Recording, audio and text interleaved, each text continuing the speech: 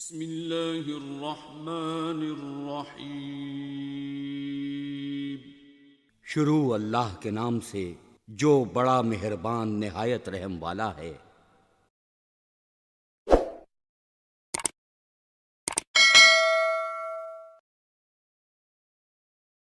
انہیں صرف رمضان المبارک کے ایک مہینے میں تقوی حاصل ہو سکتا ہے، پرہیزگاری مل سکتی ہے۔ یہ شہر طاعات ہے، شہر عبادات ہے۔ شہر کا مطلب مہینہ ہے عربی میں۔ اور دیکھیں کتنی سہولیات تمہارے لیے رکھی گئی ہیں کہ شیطان کے وسوسوں سے محفوظ رکھا گیا، کہ تمہیں مہینہ بھر شیطان اور اس کی ذریت سے، اس کے حملوں سے بچا کر رب تبارک و تعالیٰ نے اس مہینے میں رکھا ہے۔ تو اب میرے عزیزو، تھوڑی سی محنت کی ضرورت ہوتی ہے تاکہ ہمارا دل پاک ہو جائے۔ تھوڑی سی اور محنت اس میں کر لی جائے تو انسان کا باطن پاک ہو جائے۔ تقوی کیا چیز ہے اور اس کا حاصل کرنا کیوں ضروری ہے، میں آپ کو بتاؤں۔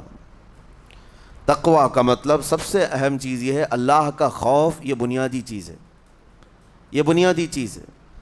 اور یہ اگر بنیاد ہے تو ہر عمل میں آپ کے تقوی حاصل ہو جائے گا۔ نماز کیوں پڑھتے ہو؟ نماز ایک ڈیوٹی سمجھ کر کے پڑھتا ہے تو کوئی مسئلہ ہی نہیں اس کا، یعنی وہ ڈیوٹی ادا کر رہا ہے۔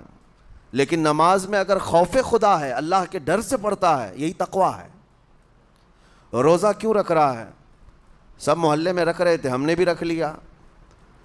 روزہ اس لیے رکھ رہا ہوں کہ لوگ برا نہ سمجھیں، یا اسلام کا ایک حصہ ہے۔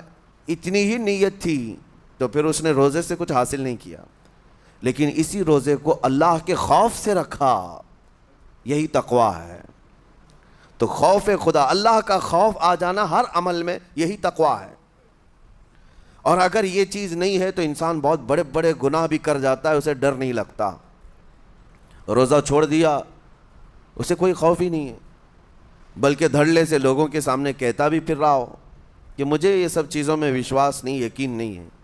یہ باتیں اس زبان سے آتی ہیں جس کے ہاں اللہ کا خوف ہے ہی نہیں، اللہ کا ڈر نہیں۔ اسی لیے قرآن میں اللہ نے فرمایا لعلکم تتقون، تم پر روزے اللہ نے فرض کیے ہیں تاکہ تمہیں تقوی مل جائے، اللہ کا خوف۔ اور یہ کتنی اہم چیز ہے میں آپ کو بتاؤں، خوف خدا۔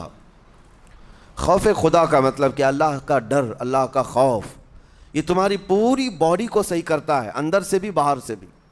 خوف خدا، تم ہر قدم پر اگر یہ سوچتے ہو کہ میرا رب مجھے دیکھ رہا ہے۔ جیسے کہ آپ کو پتہ ہے حدیث پاک میں حضور صلی اللہ تعالیٰ علیہ وسلم سے پوچھا بھی گیا، احسان کیا ہے، یعنی نیکی کس کو کہتے ہیں؟ حضور نے فرمایا تم نماز ایسی پڑھو یا عبادت ایسے کرو جیسے تم اللہ کو دیکھ رہے ہو۔ اور اگر یہ نہیں ہو سکتا تم سے تو اتنا احساس تو رہے کہ اللہ تمہیں دیکھ رہا ہے۔ تو ہر عمل میں تمہارے یہ سوچ آئے کہ مجھے میرا رب دیکھ رہا ہے، تمہارے قدم سنبھل جائیں گے۔ آج آپ مسجد میں بیٹھے ہیں، ادب سے بیٹھے ہیں، حالانکہ ایک آدھے گھنٹے کے بعد جسم کو پھیلنے کی حاجت ہونے لگتی ہے، تھوڑا پیر پھیلا لوں، پیٹھ کو ٹیک دے دوں، نہیں کرتے آپ، اس لیے کہ آپ کو احساس ہے کہ امام صاحب دیکھ رہے ہیں، مفتی صاحب دیکھ رہے ہیں، یا پھر مجمع میں لوگ دیکھ رہے ہیں۔ تو یہاں پر ہمارے دیکھنے کے احساس سے آپ کے پیر نہیں پھیلتے ہیں، آپ پھیل کے نہیں بیٹھتے۔ تو ہم میاں نہ سزا دینے والے نہ جزا دینے والے ہیں۔ یہی احساس اگر اللہ کے دیکھنے کا ہو جائے کہ میرا رب مجھے دیکھ رہا ہے، تو پھر آپ کو کسی نگرانی کی ضرورت نہیں، کہیں کسی CCTV کی ضرورت نہیں۔ اللہ کا خوف اگر بندے کے دل میں آ جائے، وہ ہر لمحے، ہر گھڑی، ہر علاقے میں محفوظ رہتا ہے، اپنے آپ کو محفوظ رکھتا ہے۔ میرے عزیزو، 4 سال کی عمر ہے امام اہل سنت فاضل بریلوی رحمۃ اللہ علیہ، امام محمد رضا خان رحمۃ اللہ علیہ، 4 سال کی عمر میں روزہ رکھ لیا۔ گرمیوں کی شدت تھی، گھرانہ علمی گھرانہ ہے، باپ بھی بڑے عالم دین، دادا بھی بڑے عالم دین ہیں۔ 4 سال کی عمر میں روزہ تو رکھ لیا، اور جب تھوڑی دوپہر ڈھل گئی، اچھوں کی حالت دھوپ کے دنوں میں خراب ہونے لگتی ہے، تو شام ہونے کو قریب تھی کہ ایک کمرے کے اندر دادا محترم نے پوتے کو بند کر دیا، اور کچھ پھل فروٹ ساری چیزیں اندر رکھ کر کے دروازہ باہر سے بند کر لیا. کہا بیٹا کھا لینا, میں کسی کو بتاؤں گا نہیں, کسی کو نہیں بولوں گا. 4 سال کی عمر ہے, تمہارا روزہ بھی رہے گا, کھا کر کے تھوڑا پیٹ ہلکا کر لینا. تو یہ دروازہ بند کر کے دادا محترم چلے گئے. کافی دیر کے بعد دروازہ کھلا تو وہ پھل فروٹ ویسے کے ویسے ہیں, بچہ ویسے ہی بیٹھا ہوا ہے. امام احمد رضا رحمۃ اللہ تعالی علیہ, 4 سال کی عمر کی بات کر رہا ہوں, دادا نے آ کر پوچھا بیٹا کھائے نہیں, دروازہ بند کر لیا تھا. تو 4 سال کی عمر میں مولانا امام احمد رضا کہنے لگے کھا تو لیتا لیکن ہر گھڑی میرا مولا تو دیکھ رہا ہے, جس کے لیے روزہ رکھا وہ تو دیکھ رہا ہے. یہ ہے تقویٰ, یہ ہے خوف خدا, کہ اگر یہ کسی کے دل میں بیٹھ جائے, اسے لوگوں کو دکھانے کی یا لوگوں کے اسے دیکھنے کی کوئی ضرورت ہی نہیں. میرے عزیزو, تقویٰ حاصل کرنے کا یہ اتنا بہترین راستہ ہے, اتنا بہترین راستہ ہے. آپ روزہ ہیں, کس کو پتہ ہے؟ میں روزہ ہوں, کس کو پتہ ہے؟ یہ راز ہے میرے اور اللہ کے درمیان. آپ روزہ ہیں, یہ راز ہے آپ کے اور اللہ کے درمیان. بہت سارے موقع آپ کے پاس ہیں دن بھر میں, فجر سے لے کر عصر تک. کئی مرتبہ وضو میں جانا پڑتا ہے, باضابطہ آپ کلی کر رہے ہیں, آدھا نگل جاتے, کس کو خبر ہے؟ یا کہیں چھپ کر کے کوئی ہلکی سی چیز چبا لیتے, کس کو خبر ہے؟ اس لیے کہ یہ اندرونی معاملہ ہے, راز ہے. آپ کھا رہے ہیں پی رہے ہیں یا نہیں کھا رہے ہیں نہیں پی رہے ہیں, یہ کوئی دوسرا نہیں کہہ سکتا. آپ کے اور آپ کے اللہ کے درمیان یہ راز ہے. اور آپ بچے ہوئے ہیں, حلق سوکھا ہے شام کے وقت میں, اور پیٹ بھی پیٹ سے لگنے آ جاتی ہے. کام کرنے والے جانتے ہیں کہ شام ہوتے ہی روزے کا اثر کس قدر ظاہر ہوتا ہے. کام کرنے والوں کو زیادہ اثر پڑتا ہے, اے سی میں سونے والوں کو روزہ کہاں پتہ چلتا ہے. لیکن اس وقت بھی وہ نہ پانی کا ایک قطرہ حلق میں ڈالنا چاہتا ہے, نہ کوئی چیز چھپ کر کے چبانا چاہتا ہے. مجھے بتاؤ میرے عزیزو, کیوں اپنے آپ پر یہ تکلیف اور اپنے آپ پر یہ زیادتی کر رہے ہو؟ آپ کو اندازہ ہوتا ہے یہ میں زیادتی نہیں کر رہا, نہ یہ اپنے آپ کو تکلیف میں ڈال رہا ہوں, یہ میرے رب کی رضا ہے, میں اسی پر قائم ہوں. اسی لیے فرمایا گیا کہ جب افطاری کا دسترخوان بچھتا ہے اور پہلے ہی آ کر کے لوگ بیٹھتے ہیں, اور یہ سنت بھی ہے, ایسے نہیں کہ بھاگتے بھاگتے آپ آئے, وقت ہوا کھجور لیے اور کھا گئے. افطاری کے وقت سے تھوڑی دیر پہلے بیٹھ جاؤ, تمہارے دسترخوان پر نعمتیں رکھی ہوئی ہیں, پھل بھی ہیں, میوہ جات بھی ہیں, کچھ کھانے پینے کی چیزیں بھی ہیں, ٹھنڈا شربت بھی ہے, دیکھتے ہوئے بیٹھے ہیں آپ, لیکن ہاتھ نہیں لگاتے ہیں. انتظار ہے وقت کا کہ ادھر سورج کے غروب ہونا ہے اور میری افطار ہونی ہے. اعلان سنتے ہیں, اذان سنتے ہیں, اس کے بعد آپ اٹھاتے ہیں, لیکن اتنی دیر تک آپ خاموش بیٹھے ہیں دسترخوان کے پاس, سارے لوگ دیکھتے رہتے. یہ وہ منظر ہے جس کو فرمایا گیا رب ذوالجلال بھی اپنے بندوں کو دیکھ رہا ہے, رب تبارک و تعالیٰ بھی دیکھ رہا ہے اپنے بندوں کو. اور سارے فرشتوں کو بلا کر میرا مولا اعلان فرماتا ہے, یہ میرے بندے ہیں, دیکھو یہ شام کا وقت ہے, ان کے حلق سوکھ چکے ہیں, ان کے پیٹ میں بھوک کی شدت ہے, اور ان کے سامنے اچھی نعمتیں پڑی ہوئی ہیں. اے فرشتوں دیکھو, میرے ان بندوں میں سے کوئی بھی ان نعمتوں کو ہاتھ نہیں لگاتا, یہ صرف اور صرف میرے لیے بھوکے اور پیاسے ہیں. اور فرشتوں سے اللہ فرماتا ہے تم گواہ ہو جاؤ, ان کی حلق تر ہونے سے پہلے ان کے لیے میں نے جنت لکھ دیا. اسی لیے حدیث پاک میں ہے, جب افطار کرتے میرے آقا صلی اللہ علیہ وسلم یوں ارشاد فرماتے, ذهب الظمأ وابتلت العروق وثبت الاجر انشاءاللہ, پیاس بجھ گئی, رگیں ٹھنڈی ہو گئی, اور اجر اللہ کے ہاں پکا ہو گیا. یہ حضور پاک ہر افطار میں عرض کرتے تھے. میں آپ کو یہ عرض کر رہا ہوں کہ یہ چھپی ہوئی چیز, اسی کا نام تقویٰ ہے. آپ صرف اور صرف بچے ہیں اللہ کے خوف سے. اب سنو حدیث پاک, قیامت کے دن حساب و کتاب ہوگا, اور جنت میں جانے کا پروانہ کچھ لوگوں کو مل جائے گا, اور سب جنت کی طرف جا رہے ہوں گے. اس میں بہت سارے لوگ ہیں جو پل صراط پر چل کر کے جنت پہنچیں گے. اب جب کافی لوگ جنت کے دروازے پر پہنچیں گے, ایک جماعت ایسی ہوگی جو پورے راستے میں کہیں نظر نہیں آئی, جنت جانے کے راستے میں کہیں نظر نہیں آئی, لیکن جنت کے دروازے پر وہ پہلے سے موجود تھے. چلے تھے نہیں چلے تھے کسی نے دیکھا ہی نہیں. دوسرے جنتی ان سے پوچھتے ہیں اس جماعت سے کہ تم یہاں کیسے پہنچے اور یہ انعام کس بات کا ہے تمہارے لیے؟ تو وہ جنتی کہتے ہیں ہمیں روزے داروں کی جماعت میں رکھا گیا، ہمارے روزے اللہ کو پسند آئے، اور آج رب تبارک و تعالیٰ کا حکم ہوا کہ ساری دنیا سے چھپ کر تم میرے لیے روزہ رکھتے تھے، دنیا کو پتہ نہیں تھا تم بھوکے ہو پیاسے ہو، اور اے بندو آج سارے لوگوں کی نظروں سے چھپا کر میں تمہیں جنت پہنچاؤں گا۔ وہ ایک جماعت ایسی ہے جو راستے بھر چلتی ہوئی نظر تو نہیں آئی لیکن جنت میں پہنچ گئی، وہ روزے داروں کی ہے۔ آج یہ تقوی حاصل کرنے کا سب سے بہترین راستہ، اور تقوی کیوں ضروری ہے، اب آپ کے روزے سے کچھ حاصل ہوا نہیں ہوا آپ کو دیکھنا بھی ہے، یہ نہیں کہ کیلنڈر کی طرح گنتے جاؤ، 1 ہو گیا، 2 ہو گئے، 3 ہو گئے، ہوتے جائیں گے، یہ دن تو چلتے رہتے ہیں، گنتے گنتے 20 بھی ہو جائیں گے، 25 بھی ہو جائیں گے، 30 بھی ہو جائیں گے۔ روزے گننے کا حکم نہیں، اپنے آپ کو سرچ کرو پھر تھوڑی سی ورزش کرنے کے بعد بندہ ویٹ تول کر کے دیکھتا ہے کم ہوا گھٹا کہ بڑا، ہر دن دیکھتا رہتا ہے۔ ہاں، ورزش کرنے کے بعد پھر ناپ کر کے دیکھتا ہے میرے جسم کا وزن کتنا گھٹا کتنا بڑا۔ ویٹ گین کرنے والے ویٹ لاس کرنے والے دونوں بھی برابر چیک کرتے رہتے ہیں۔ روزہ رکھنے کے بعد تمہیں خود کو بھی چیک کرنا چاہیے کہ میرے اندر اب تبدیلی آئی یا نہیں آئی۔ ایک روزہ رکھا اور پھر رات کو تراویح میں کھڑا ہوا، میرے اندر بدلاؤ کتنا ہے؟ کیا اب اللہ کی آیات قرآن کی سنتا ہوں، میرے آنکھوں سے آنسو آ جاتے ہیں؟ اگر آ گئے ہیں تو اس کا مطلب ہے کہ دل نرم ہو گیا، اس روزے نے اثر دکھانا شروع کیا، اور پھر ویسی کا ویسا ہے، تو اس کا مطلب ہے کہ آپ کے روزے سے آپ کو تقوی نہیں مل رہا ہے، آپ کو تقوی نہیں مل رہا۔ خوف خدا جب آتا ہے تو انسان کا دل موم ہو جاتا ہے، نرم ہو جاتا ہے، اور اللہ کے عذابات سے، جہنم کے خوف سے، قبر کی سختیوں سے وہ رو پڑتا ہے، اس کی آنکھیں بہنے لگ جاتی ہیں، اور جب دل سخت ہوتا ہے پتھر کی طرح تو اسے نہ اللہ کی آیتیں رلاتی ہیں نہ آخرت کا تصور اسے ہلاتا ہے۔ اسی لیے قیامت کے دن کے بارے میں آپ کو بتاؤں، نبی پاک صلی اللہ تعالیٰ علیہ وسلم کی امت کی طرف جہنم کی آگ شعلے لپکاتے ہوئے بڑھتی آ رہی ہوگی بہت تیزی سے، قریب ہے کہ وہ جہنم کی آگ سب کو اپنے لپیٹ میں لے لے۔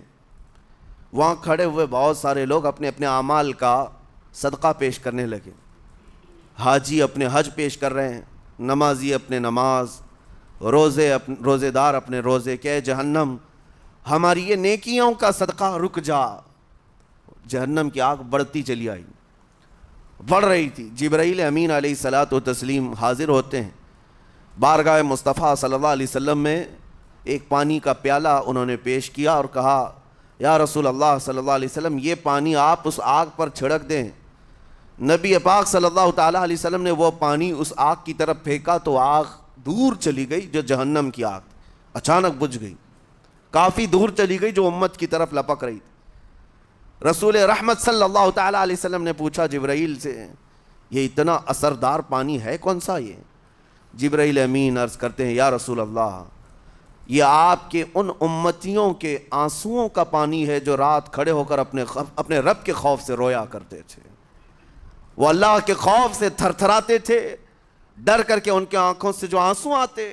جبرائیل امین کہتے ہیں میں نے وہ آنسو جمع کر رکھے تھے اور وہ آج میں نے آپ کے سامنے پیش کیا۔ ایک آنسو کا قطرہ جہنم کی آگ بجھانے کے لیے کافی ہے۔ موتی سمجھ کے شان کریمی نے چن لیے قطرے جو گرے تھے عرق انفعال کے۔ عزیزان گرامی وقار، یہی وہ تقوی ہے، یہی وہ خوف خدا ہے جس کے متعلق اللہ قرآن میں فرماتا ہے لعلکم تتقون، تاکہ تمہیں تقوی مل جائے، اسی لیے روزے رکھے گئے ہیں، روزے فرض کیے گئے ہیں۔ تمہارا دل اگر سخت کا سخت ہی رہ گیا تو روزے اثر نہیں کر رہے ہیں، روزے اثر نہیں کر رہے۔ اور ظاہر سی بات ہے کاموں میں برکت نیت سے ہوتی ہے، کسی بھی عمل میں برکت اچھی نیت سے ہوتی ہے۔ اگر کوئی روزہ اس لیے رکھ رہا ہے، جیسے بہت سارے فائدے گنائے جاتے ہیں نا، روزہ رکھنے سے کینسر نہیں ہوتا، روزہ رکھنے سے جسم کے فاسد مادے ختم ہو جاتے ہیں، نکل جاتے ہیں، ڈاکٹرز بھی مشورہ دیتے ہیں مہینے میں 1 مرتبہ، ہفتے میں 1 مرتبہ باڈی کو فری چھوڑنا چاہیے۔ تو یہ تو جسمانی فائدے تو رکھے گئے ہیں، لیکن اگر تم روزہ اس نیت سے رکھ رہے ہو کہ میری باڈی صحیح ہوتی رہے، تو گویا کہ تم تو اپنی دنیاوی غرض سے روزہ رکھ رہے تھے. یہ فائدے تو ملنا ہی ملنا ہے، یہ فائدے یوں بھی ملیں گے اللہ تعالیٰ کی طرف سے آپ کو، لیکن نیت وہ نہیں. روزہ رکھنے کی نیت یہ ہو کہ میرا رب مجھ سے راضی ہو جائے اور مجھے رب تبارک و تعالیٰ کا خوف اور تقوی حاصل ہو جائے. نیت میں برکت ہے، اور جن کاموں کو آپ اچھی نیت سے کریں گے اسی طرح ان کاموں میں اثر بھی پیدا ہوگا. روزہ رکھنے سے پہلے آج نیت یہی کریں کہ مولا تعالیٰ یہ روزہ میرے تمام برے اعمال کے لیے کفارہ ہو جائے، یہ ڈھال بن جائے. جانتے ہیں آپ اپنے نفس امارہ کو روکنے کا سب سے بہترین آلہ بھوک ہے. بھوک، جتنا آدمی بھوک کے ذریعے سے اپنے نفس کو مار سکتا ہے دوسری کوئی چیز نہیں. آپ دیکھیں اس رمضان المبارک میں بہت ساری حلال چیزیں آپ کو حرام کر دی گئی ہیں، یعنی سحری سے لے کر افطاری تک. میں یہ نہیں کہہ رہا کہ شراب پینا حرام ہے، نشہ کرنا حرام ہے، وہ تو پوری زندگی بھر حرام ہے. لیکن آپ کو چاول روٹی تو حلال ہے نا، سبزے سیب پھل فروٹ تو حلال ہے، لیکن یہ حلال چیزیں بھی اللہ نے آپ پر حرام رکھی ہیں، روزے کے عالم میں نہیں کھا سکتے. سحری سے لے کر افطار تک یہ حلال لقمے، پانی تو حلال ہے، پاک ہے، لیکن آپ کے لیے روزے کے عالم میں حرام ہے. اسی طرح شادی شدہ مرد اپنی عورت کے ساتھ زندگی بھر کبھی بھی جمع کر سکتا ہے، رات میں سو سکتا ہے، لیکن حالت روزہ میں وہ حلال کام بھی حرام ہے. حلال کام بھی حرام ہے، اپنی عورت سے جمع کرنا حالت روزہ میں کیوں روکا گیا؟ کھانا پینا بھی حلال تھا، عورتوں کے ساتھ شباشی بھی حلال تھی، لیکن روزے کے عالم میں ان حلال چیزوں کو روکا گیا. تو آپ سوچ سکتے ہیں اس چیز کو، سوچ سکتے. وجہ یہ ہے کہ حلال چیزوں سے آپ کو روک کر بڑے حرام چیزوں سے بچانا مقصود ہے. آج اگر اپنے آپ میں اتنا کنٹرول کر لے جاؤ کہ چند حلال چیزوں سے دن بھر بچ سکتے ہو، انشاءاللہ رمضان کے بعد بڑی حرام چیزوں سے بھی اللہ آپ کو محفوظ رکھے گا. میرے عزیزو، برا ہے ان لوگوں کا جن کو میرے آقا صلی اللہ تعالیٰ علیہ وسلم نے دعائے ہلاکت فرمائی. اس سے بدنصیب کوئی ہو سکتا ہے جن کے لیے رسول رحمت صلی اللہ تعالیٰ علیہ وسلم کی دعائے ہلاکت ہوئی ہو؟ حضور صلی اللہ تعالیٰ علیہ وسلم ایک دن مسجد نبوی شریف میں تشریف لے جا رہے تھے. منبر پر آپ نے قدم رکھا، آمین کہا. پھر دوسرے زینے پر قدم رکھا، آمین کہا. تیسرے زینے پر قدم رکھا، آمین کہا.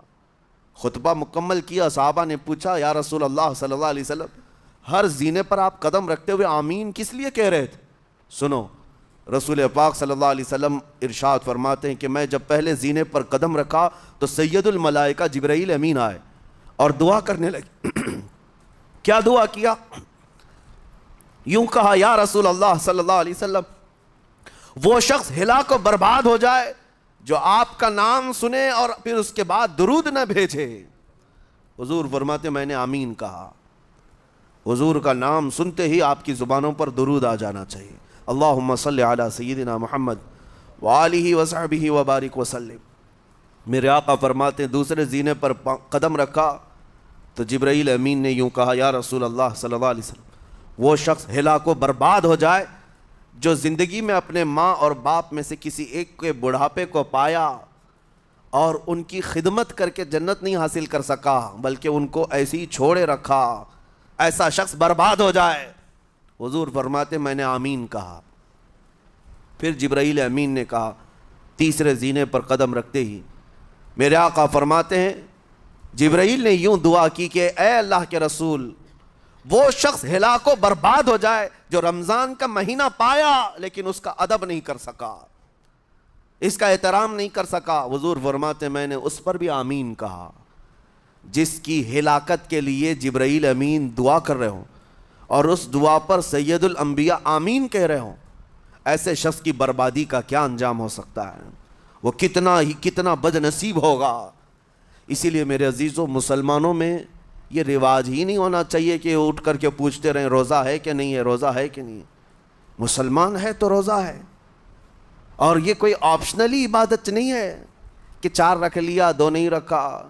آپشنلی نہیں، یہ فرض عین ہے. ایک روزے کو چھوڑنے کا گناہ فرمایا گیا 600 سال تک اسے دوزخ میں رکھا جائے گا. 600 سال تک. یہ معمولی چیز نہیں ہے، اور جن کے پچھلے روزے قضا ہو چکے ہیں معاف نہیں ہوں گے۔ تھپڑ مار لیں گال پہ، توبہ توبہ کر لیں، معاف نہیں ہوں گے۔ توبہ تو کرنے کے ساتھ ساتھ قضا بھی کرنا ہوگا۔ جب موقع ملے سال بھر میں اپنے چھوٹے ہوئے روزوں کو واپس کرنا ہے۔ اس کی اہمیت میں آپ کو بتا دوں، ایک روزہ اگر جان بوجھ کر کے کسی نے توڑا یا چھوڑا تو جانتے ہیں اس کا کفارہ کیا ہے؟ اس کا کفارہ یہ ہے کہ اس کے بدلے میں دوسرے دنوں میں 60 روزے کنٹینیو رکھے۔ رمضان کا ایک روزہ پورا کرنے کے لیے 60 روزے رکھنے پڑ جائیں گے۔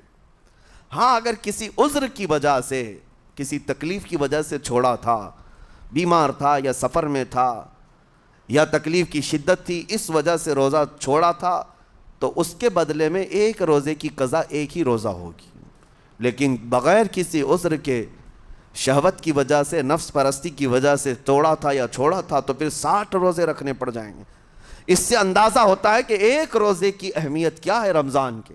اسی لیے میرے عزیزو، یہ روزے آسان ہیں، روزے آسان ہیں، اس کو رکھ لو، اس کی جزا بہت بڑی ہے، اس کی جزا بہت بڑی۔ ویسے بھی آپ دوسرے دنوں میں لیٹ ناشتہ کرنے کے بھی عادی ہیں۔ ممبئی والوں کا تو حال یہی ہے، 12 بجے کے بعد 1 بجے 2 بجے تو ان کے ناشتے ہوتے ہیں، دوپہر کا کھانا تو شام 5 بجے ہو رہا ہوتا ہے۔ بس وہ ناشتہ اسکپ کرنا ہے، دوپہر کے کھانے جو آپ کے ہوتے ہیں اس سے اور تھوڑا ایکسٹینڈ کر لیں تو افطاری کا وقت آ جاتا ہے۔ کوئی بہت بڑی دقت کی بات نہیں، کوئی بہت بڑے بوجھ کی بات نہیں، آسان ہے۔ آج الحمدللہ ہمارے 5 سال 6 سال کے بچے روزہ رکھ لیتے ہیں، تو بڑوں کو تو اللہ نے جو طاقت عطا کی ہے، روزہ ہرگز ترک مت کرو۔ لیکن ساتھ میں آج یہ میسیج ضرور دوں گا، نیت یہ کرو کہ مجھے تقویٰ مل جائے، مجھے پرہیزگاری مل جائے، اور یہ آپ کو خود چیک کرنا ہوگا۔ روزانہ رات کو نماز میں کھڑے ہو جاؤ تراویح کے، دیکھو کہ کتنی تبدیلی آ رہی ہے۔ آج میں نے روزہ افطار کیا، میرے اندر بدلاؤ آیا کہ نہیں آیا؟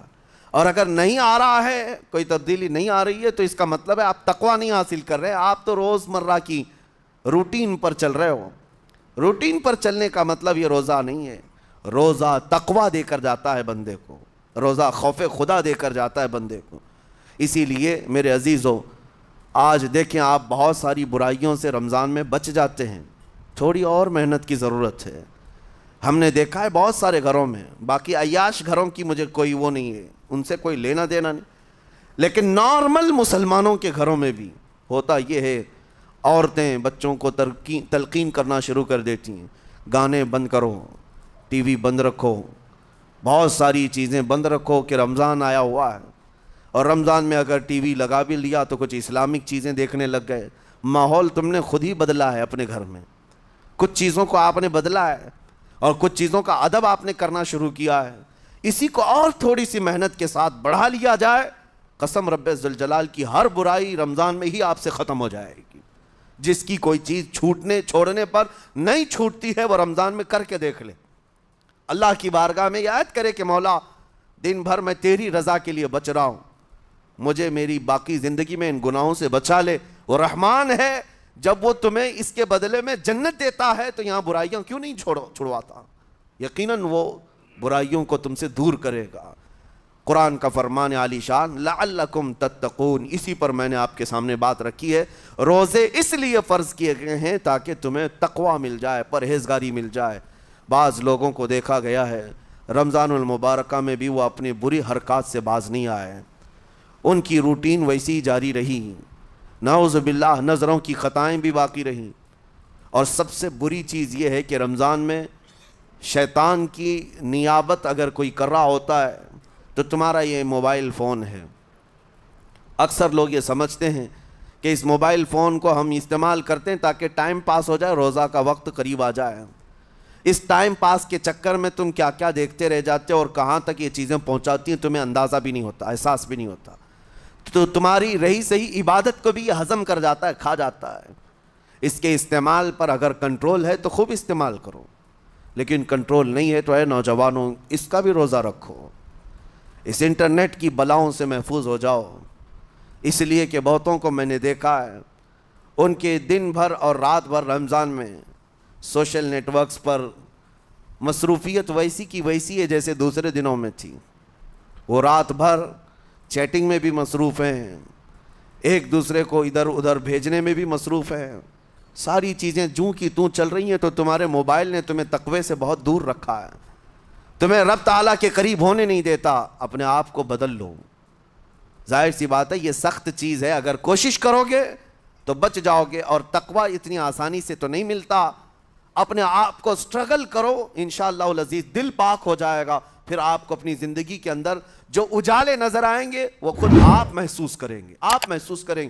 گناہوں کے اندھیروں نے دل پر ایسی کالک رکھی ہے کہ آپ کو کچھ بھی یہاں پر سمجھ میں نہیں آتا, ورنہ نمازوں کا لطف ایسا ہے, قرآن کا مزہ ایسا ہے, جسے یہ لگ جائے دنیا کی کوئی نعمت اس کے سامنے ہیچ نظر آتی ہے, کوئی چیز اسے اچھی نہیں لگتی. لیکن کب؟ جب اسے تقوی کا اجالا حاصل ہو جائے. میرے عزیزو, اللہ کریم کی بارگاہ میں دعا گو ہوں, مولا قدیر و جبار ہم سب کو تقوی و پرہیزگاری عطا فرمائے, اور ہم سب کے روزوں سے اللہ تعالی ہمیں پرہیزگاری عطا فرمائے. ان روزوں کے انوار اور برکات اور رمضان کے احترام کی ہمیں توفیق عطا فرمائے. مولا کریم تیری خشیت سے اور تیرے خوف سے آنکھیں جو بھیگتی ہیں ان آنکھوں میں ہمارا شمار فرما دے. تیرے یاد میں رونے والے بندوں میں ہم سب کو شامل فرما. وصلی اللہ تعالی علی خیر خلقی محمد وآلہ واصحابہ اجمعین, وآخر دعوانا ان الحمد للہ رب العالمین. السلام علیکم.